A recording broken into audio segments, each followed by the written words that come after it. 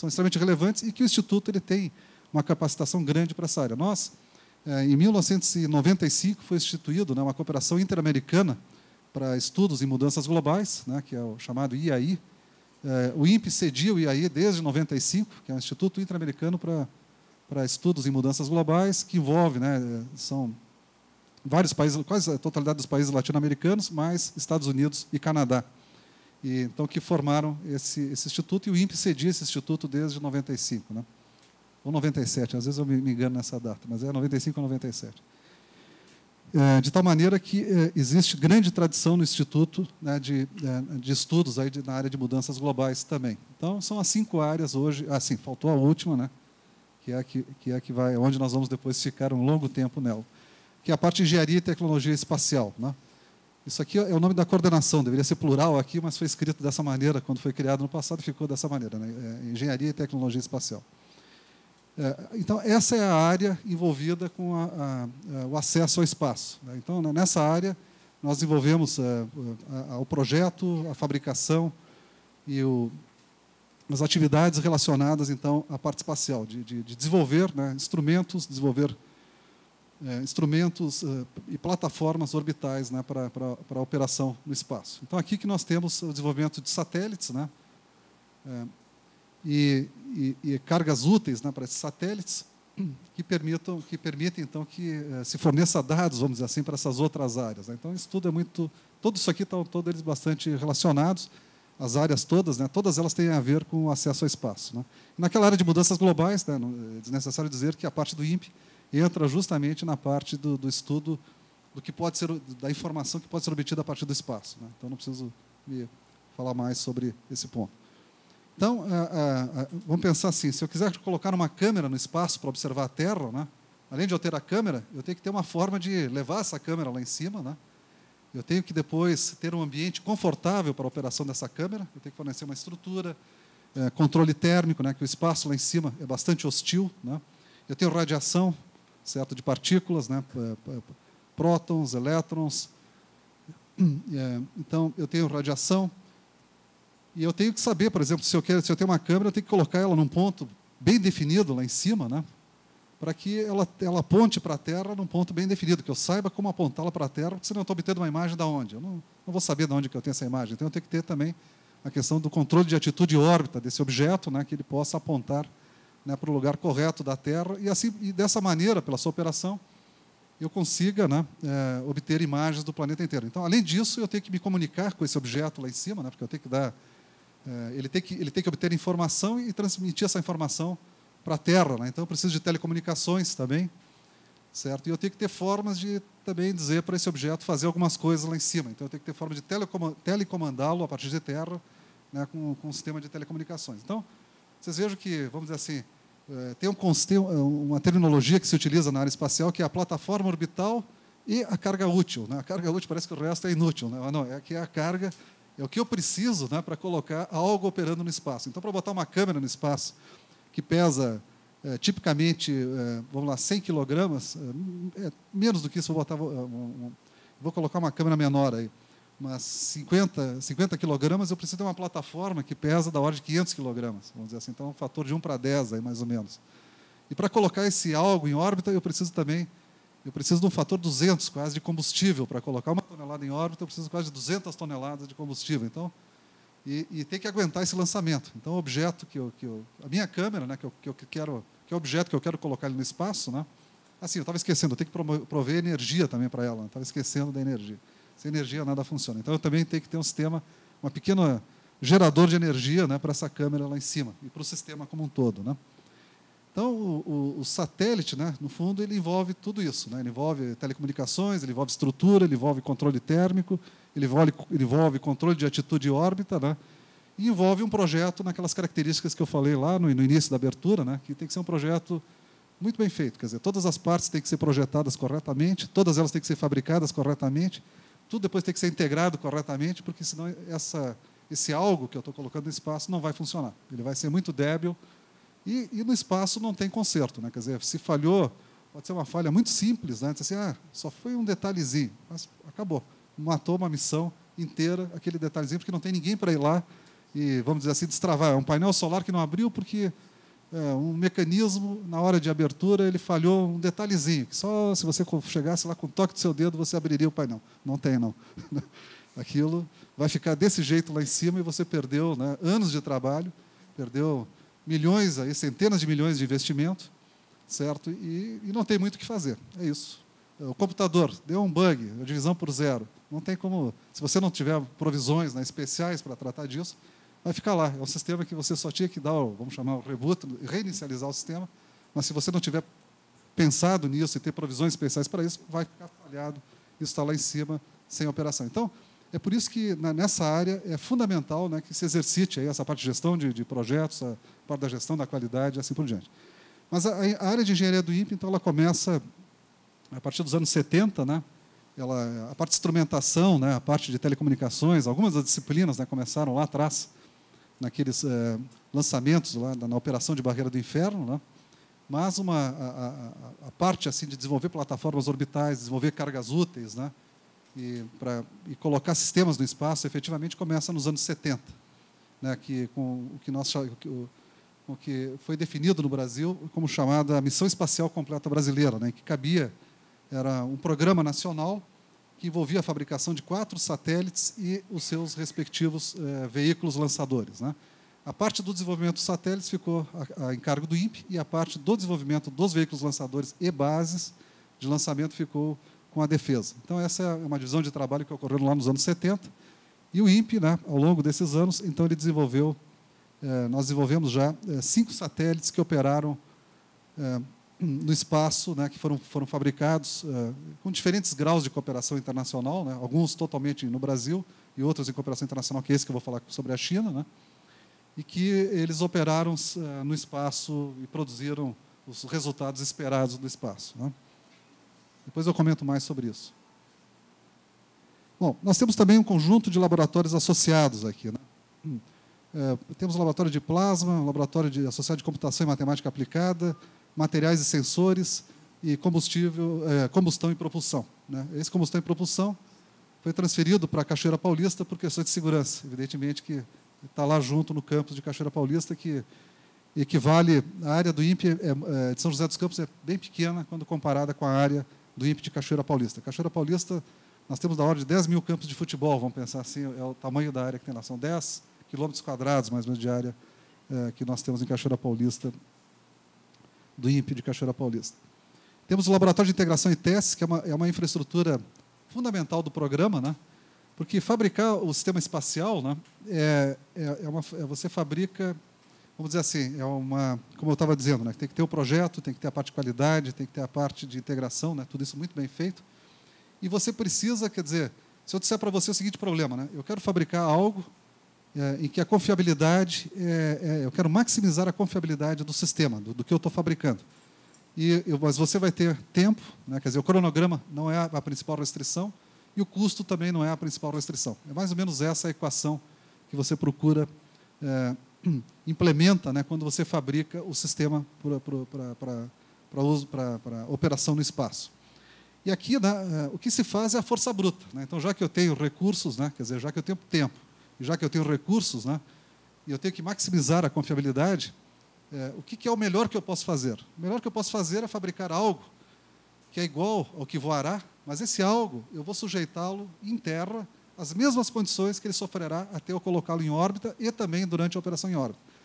Então, para fabricar esse algo, né, eu tenho que construir em terra, em nível de laboratório, né, toda uma infraestrutura que permita eu reproduzir as condições de lançamento. Quer dizer, quando eu coloco, como eu falei para vocês, né, para colocar 1 tonelada, eu preciso de 200 toneladas de combustível. Aquilo, quando um foguete, ele tem vibrações, né, ele tem um nível de vibração elevadíssimo, né, tem acelerações, né,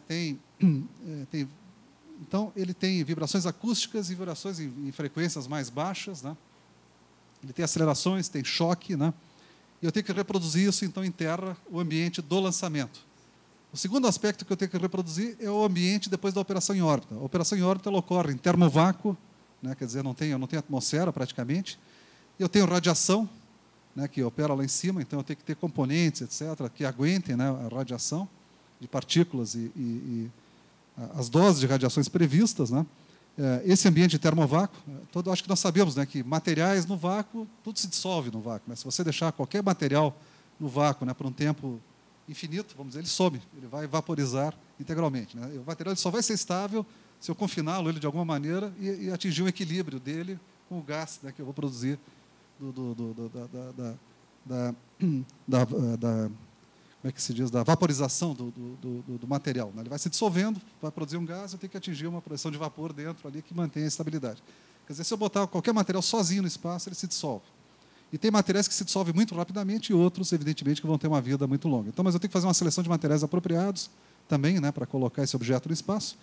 E eu tenho que simular toda a parte térmica, principalmente, né, que enfrenta-se temperaturas típicas aí de menos 70 a mais 70 graus. Isso dá para missões relacionadas com a Terra. Tá? Órbita baixa, tipicamente menos 70 a mais 70. Né?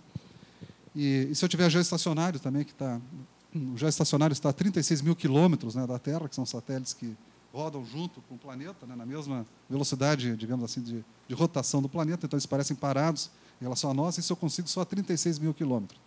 O satélite que está a 700 quilômetros, que eu utilizo para observação da Terra, ele é a órbita baixa, chamada isso. Né? O avião voa a 10 quilômetros, só para ter uma ideia, o satélite está a 700 quilômetros, né?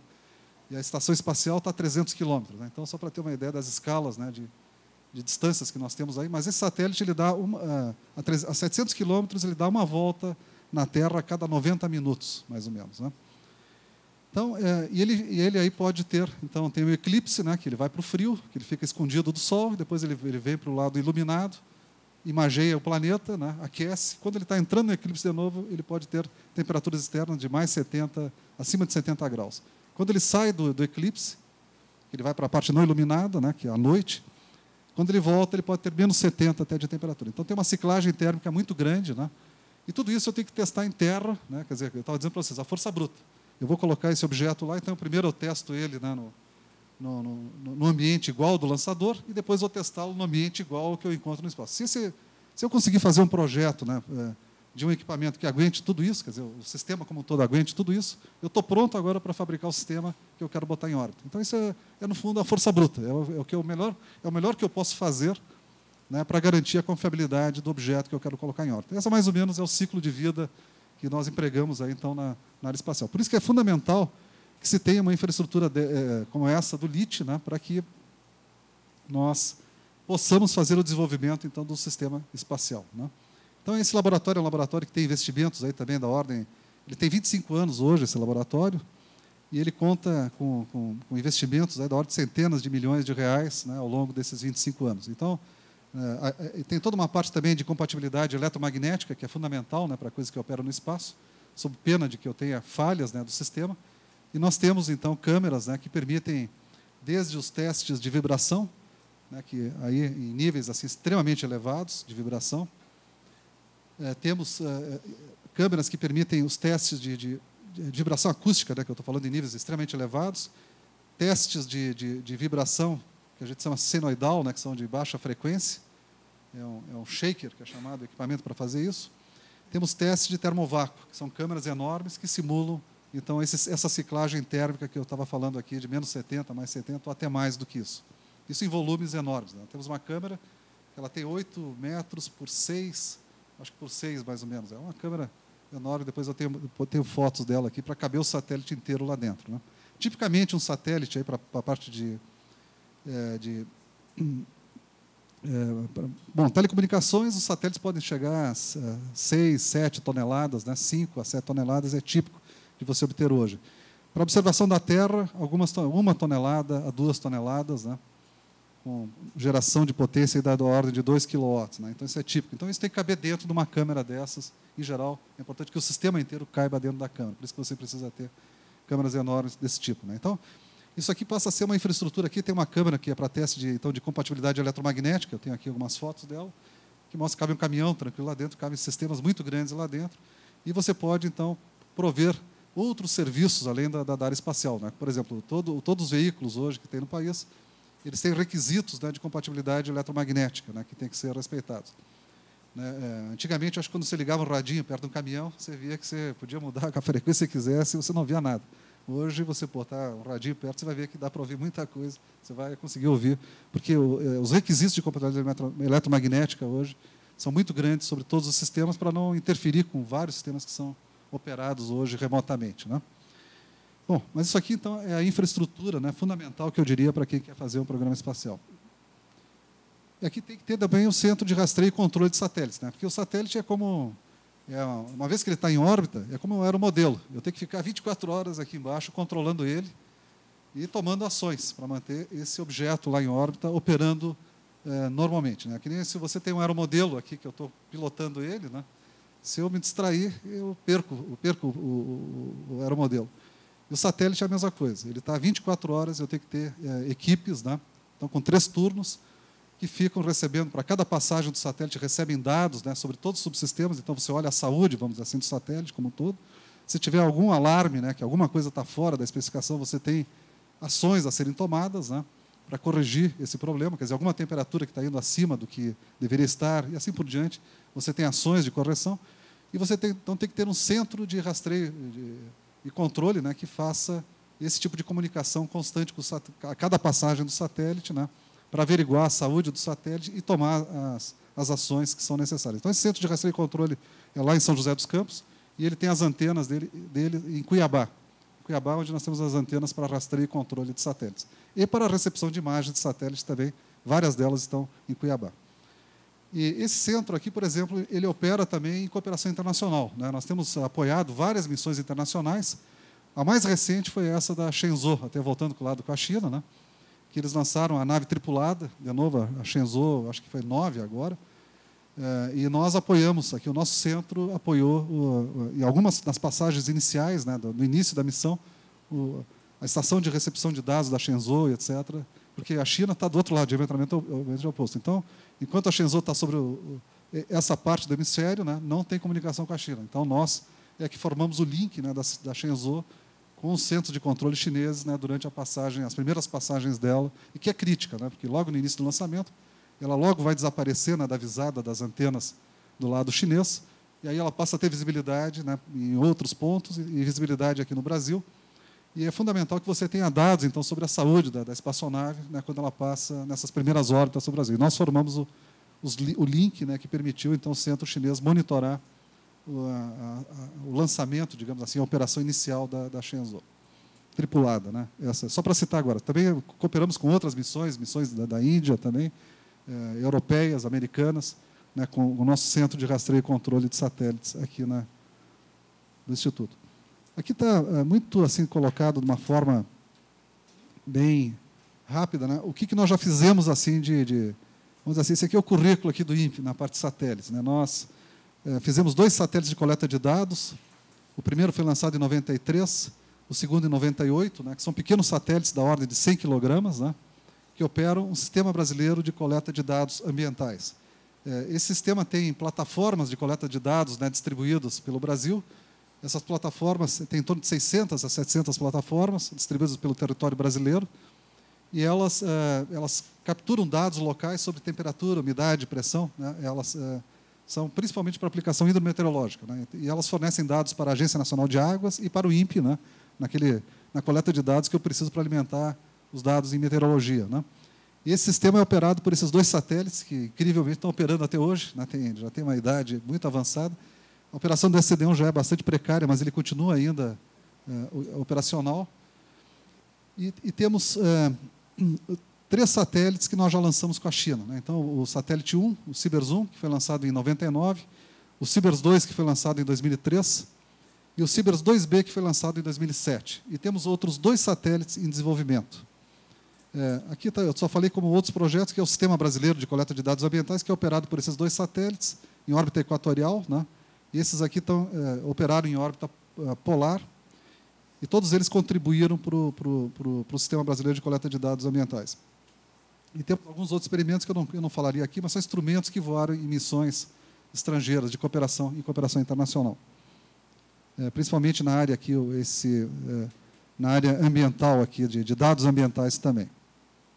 Isso aqui é o que está previsto, né, atualmente. Nós temos 2 satélites, então, que estão praticamente prontos, que é o CIBERS 3 e o 4. O CIBERS 3 nós tínhamos uma data nominal de lançamento no final desse ano. Depois eu vou comentar um pouco sobre cronogramas aí da área espacial, né? Mas nós tínhamos uma previsão de lançamento do Cibers 3 no final desse ano, mas que está... Aí o pessoal pergunta assim, mas vai atrasar? Eu digo assim, olha, atrasar somente se estivesse pronto, eu tivesse marcado a data de lançamento, né? E aí disse assim, olha, não vou mais lançar na data tal, está pronto, não vou... Então aí vai atrasar mesmo. Enquanto o satélite estiver em teste, tá certo, né, ele estiver sendo testado, existe um cronograma nominal. E, em função dos testes, né, esse cronograma é revisto. Então, é normal que o cronograma, a partir dos testes, daí surge... você vai testando o satélite em vários níveis, né, níveis de equipamentos, níveis de subsistemas, nível de sistema, né. Próximo ao lançamento, você já está no nível de sistema, quando você tem o satélite inteiro integrado. E é normal que, em cada uma dessas fases, vão surgindo problemas, né. Só que os primeiros problemas ainda você não tem o sistema completo, né, e não está tão próximo, digamos assim, do lançamento. Então, também não aparece muito os adiamentos de cronograma que se tem, né, nessas fases. Mas quando tem o sistema pronto, né, diz assim, já está pronto para ir para a base, então fica parecendo que está sempre que está atrasando o projeto. Não, é da lógica normal do desenvolvimento do projeto você ter revisões de cronograma à medida que você está testando o satélite, né. E nós estamos testando o Cibers 3, ele já está montado integralmente, está na China hoje. Ele foi integrado no Brasil, esse satélite... depois eu comento sobre a integração. Mas ele está na China hoje, né? E estamos, digamos assim, o cronograma está sendo revisto. Chegou em dezembro, está passando possivelmente para fevereiro já, hoje, né? Em função dos testes que estão sendo feitos. De novo, né? Não tem sentido você lançar o satélite e não ter certeza, né, de que ele vai operar com sucesso em órbita, né? Atrasos, assim, praticamente todo o programa espacial, né, sistemas espaciais, ele tem atrasos aí que podem ser pequenos, médios e grandes, né? Vou citar aqui a sua estação espacial. A estação espacial tem atrasos 3 vezes, deixa eu ver, 3 vezes o tempo, praticamente hoje, 2 alguma coisa do tempo da previsão inicial, né, da conclusão da Estação Espacial Internacional. Até hoje ela não está pronta ainda. Custos também, custos lá vão um fator 3 ou mais hoje. Eu tinha uma figura de 2001 que já estava chegando a 3, os atrasos da estação espacial, né? Então, essa é a história. Quer dizer, o sistema espacial, né, como eu estava dizendo para vocês, né, a variável central é a confiabilidade do sistema, né? Prazo e custo são coisas que são, digamos assim, são variáveis, né, que têm menor peso, né, na equação final. Então, esse satélite está previsto para os próximos meses, eu não sei quanto tempo, pode ser talvez 3 meses, 6 meses, né? Eu não posso dizer qual é a data. E o Cibers 4, que é um satélite igual ao 3, ele tem data prevista para daqui a 2 anos do lançamento do Cibers 3. E temos outros desenvolvimentos, que eu não vou falar hoje aqui sobre eles, mas são satélites científicos e também satélites na parte de sensoramento remoto. Eu poderia, numa outra oportunidade, falar sobre esse desenvolvimento de satélites. Esses são satélites feitos integralmente no Brasil, e aqui esses são em cooperação internacional. Essa é a diferença que está aí. Bom, isso aqui é a tecnologia espacial, acho que mais ou menos completa, então, boa parte aqui do que eu teria para falar sobre o perfil institucional, né? Eu comentaria mais uma coisa aqui sobre a missão do INPE, né? Só para ficar clara. Quer dizer, o Instituto procura, né? Ele tem um core de atividades aqui, né, que a gente chama que são atividades... poderíamos dizer assim, que é independente de governo. Quer dizer, ele foi criado com a missão, né, de ser um centro de conhecimentos na área espacial. Então, a missão central do Instituto é acompanhar o estado da arte, né, da ciência e da tecnologia espacial e das suas aplicações, né, em nível internacional, e tentar reproduzir no Brasil esse estado da arte. Bom, primeira coisa, ter o conhecimento, né, que é fundamental você ter o conhecimento de como é que... do que é o estado da arte, digamos assim, né, na área espacial em nível internacional. E a segunda é você desenvolver projetos no Brasil, né, para fixar esses conhecimentos aqui em nível nacional. Então, essa é basicamente a visão, vamos dizer assim, do Instituto, né, da sua atuação. Isso aqui independe de políticas de governo, eu diria assim, né, é a missão para a qual o Instituto foi criado, né, e tem como visão, né, ser digamos assim, o centro de referência nacional, né, nas suas áreas de atuação. Se ele não for o centro de referência, não receberá recursos para tal.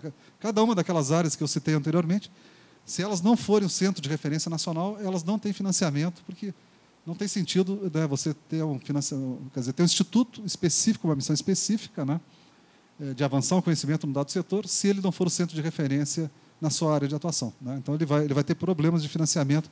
Qualquer dessas nossas áreas, né, elas não têm viabilidade, eu diria assim, se nós não formos o centro de referência nessas áreas, né, com a missão colocada hoje no Instituto.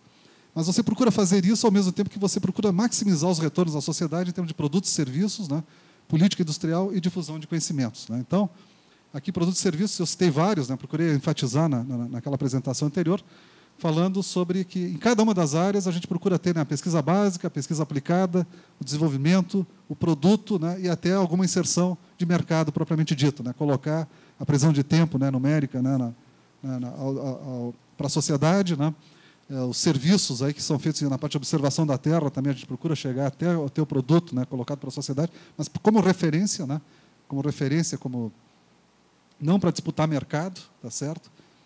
E então se procura na área espacial, né, de desenvolver, de fabricar os satélites no Brasil, né?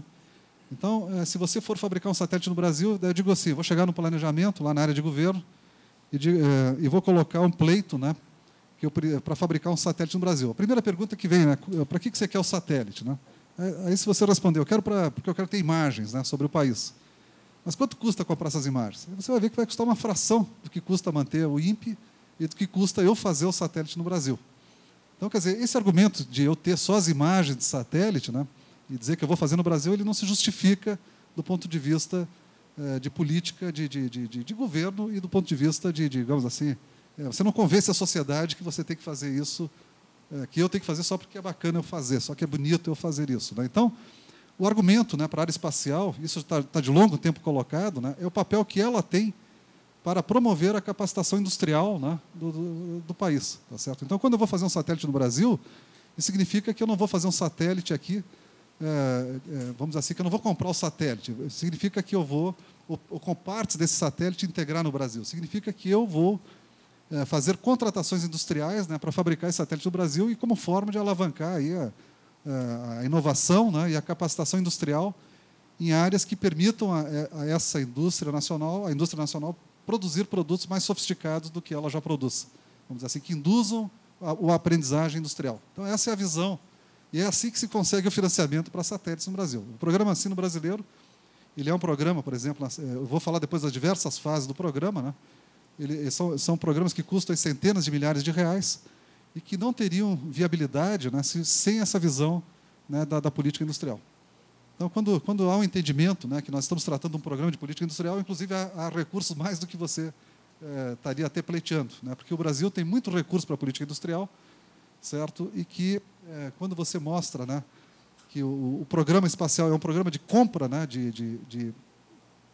é um programa de compra de produtos, de tecnologia, né, de compra de desenvolvimento, vamos dizer assim, na indústria, né, você consegue compras públicas, né, na indústria, de produtos na indústria, que com capacitação industrial, aí você consegue recursos para o programa.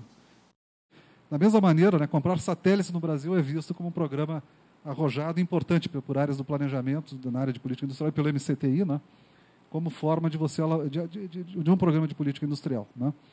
Então, isso aqui é um instrumento extremamente importante, né, quer dizer, porque fabricar o satélite no Brasil, né, tendo também, quer dizer, atendendo daí as demandas do fornecimento da provisão de dados, né, para aplicações, ao mesmo tempo em que você procura promover uma política industrial, então, com esse programa. Então, essa é a visão, mais ou menos, que eu queria colocar aqui do retorno, né, que esses programas dão. E a difusão de conhecimentos é a difusão de conhecimentos científicos, né, em nível aí de publicações internacionais, de bom nível, né, até a difusão de conhecimentos em nível de jornalismo científico para a sociedade sobre a área espacial. Então, esses são os produtos aí que o Instituto procura gerar. Então, nós desenvolvemos projetos aqui que buscam aí essa excelência, né, em ciência, tecnologia espaciais e suas aplicações, né, e acompanhando o estado da arte e incorporando esse estado da arte em projetos que deem retornos à sociedade nessas linhas. Essa é mais ou menos a ideia, né, da operação do Instituto, tá, conceitual, que está sendo colocado aqui. Eu acho que o paralelo com a universidade seria, digamos assim, né, dizer que a universidade ela tem que ter como missão, vamos colocar assim, né, ser o centro de excelência nas áreas de atuação dela, né, e a formação de recursos para a sociedade, ela se dá dentro dessa visão que a sociedade procura sempre estar incorporando o estado da arte de conhecimentos e passar para formar o seu pessoal. Porque se ela inverter a equação, talvez ela acabe perdendo um pouco essa perspectiva do centro de excelência, né, mundial. Isso aqui é um paralelo que eu estou fazendo aqui, é uma provocação, depois com o professor André, aqui, mas é uma é uma forma, né, de ver que eu acho que a gente tem que buscar sempre esse lado. Foi muito o pragmatismo aí que tem sido tomado por muitas instituições que tem que ter resultados para a sociedade, assim, como é que em termos de produto e serviço, né, em detrimento, né, do avanço do conhecimento, isso tem que ser balanceado, na verdade. Esse é o ponto, essa é a mensagem que eu queria só comentar aqui, né, que a gente procura exercitar isso em nível do INPE. É importante falar isso porque muitas vezes é vendida uma ideia, né, para a sociedade de um pragmatismo assim exacerbado, que a gente tem que investir só naquilo que dá